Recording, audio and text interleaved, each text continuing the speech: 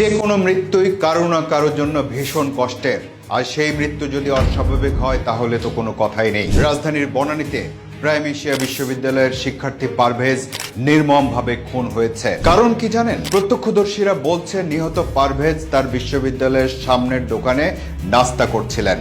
সেই সময় অন্য একটি বিশ্ববিদ্যালয়ের দুইজন নারী শিক্ষার্থী সেখানে আসেন। ওই দুই নারী শিক্ষার্থীর অভিযোগ পারভেজ তাদেরকে নিয়ে হাসি ঠাট্টা করেছে, আর এর বিরুদ্ধে ব্যবস্থা নেওয়ার জন্য নারী শিক্ষার্থী দুজন তাদের বন্ধুদের ডেকে বসেন। শুরু হয় ঝগড়া বিবাদ। এক পর্যায়ে শিক্ষকদের মাধ্যমে ব্যাপারটা মীমাংসাও হয়ে যায়, কিন্তু তারপরই আবার হামলার শিকার হন পারভেজ।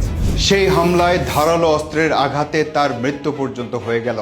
এই ঘটনায় ৮ জনকে আসামি করে মামলা হয়েছে বলে জানা গেছে। দেখুন ঘটনাটা কত তুচ্ছ, অথচ কি বীরত্বের কাজ হলো। একটা মানুষের জীবনই নিয়ে নিল। সবকিছু কেমন যেন চরম পর্যায়ে চলে গেছে। আগে মানুষ শীর্ষ সন্ত্রাসীদের ভয়ে থাকতো, এখন যে যেমন ভাবে পারে তার শক্তির সর্বোচ্চটা দেখিয়ে ফেলে। এই ঘটনায় যারা জড়িত তারা হয়তো বড় কোনো সন্ত্রাসীও নয়, কিন্তু কি কাজটা করে ফেললো। আপনি হয়তো বলবেন, শুরু না করলে একদিন বড় সন্ত্রাসী হবে কিভাবে?